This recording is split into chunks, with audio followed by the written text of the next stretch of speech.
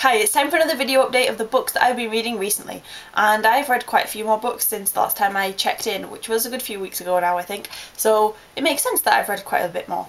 I have had a lot of train journeys and a lot of time at the gym for me to be doing a lot of fiction reading, so here we go. So I finished Pride and Prejudice, and it was fantastic. I'm really glad that I have dedicated myself the time to understanding the story through the Lizzie Bennet diary. And then I had an understanding of the text a lot more and just really enjoyed reading the actual original version of the story, which was great. I read a book called A Latent Dark, which was just from one of the story bundles, which is a fantastic deal I have online where you can buy a lot of books really cheap and donate some money to charity and authors that aren't widely known, along with some slightly more well-known authors.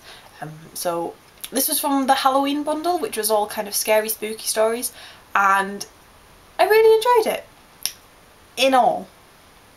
Although I had some issues with it because it was very similar to his Dark Materials. I went through this on Twitter, I got a bit annoyed about it while I was reading it because anything that was glaringly, jarringly exactly the same, or even similar, just kind of took me out of the actual story, even though I was enjoying the story and it had a reasonably good ending and it was fun to read. Just every now and then. Anyway, it was a good book.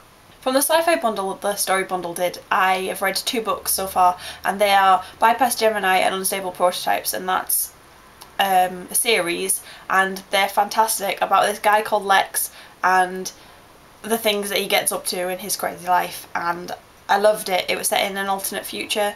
Well, I don't know if it's alternate because it's set in the future, so it could be how our future actually ends up, but you know what I mean, it's like a fictional future. They're really, really well written and thought out and worth reading, definitely. In between those two, I read A Diary of a Small Fish because the title appealed to me. Don't do this. You know how you say don't judge a book by its cover? There's no cover anymore. So I judged it by its amusingness of title, because I couldn't be bothered to go find blurbs of these, and I thought Diary of a Small Fish, that sounds like it's going to be about an amusing underdog. It was about a guy who plays golf and who was getting sued for playing golf and not claiming it on his expenses. Now, there were some elements of the story which were quite good, which just kept me reading to the end, not giving up on it, but there were other bits that were just so not me. They just weren't anything I cared about, so that book was a weird one. I'm currently reading a book called The Drought, and it is well creepy. It is one of the Halloween ones, and sometimes it's really normal and other times it gets really sinister, and I'm enjoying it, but it's probably not something to read before bed because I had some weird dreams last night. Anyway, that's it. I'm going to be going home for Christmas, so hopefully I'll get to read Casual Vacancy soon, because that's waiting for me in physical book form at home. And we'll see what books I get for Christmas, because I am bound to get books for Christmas and for my birthday, because that is a good go-to gift for me.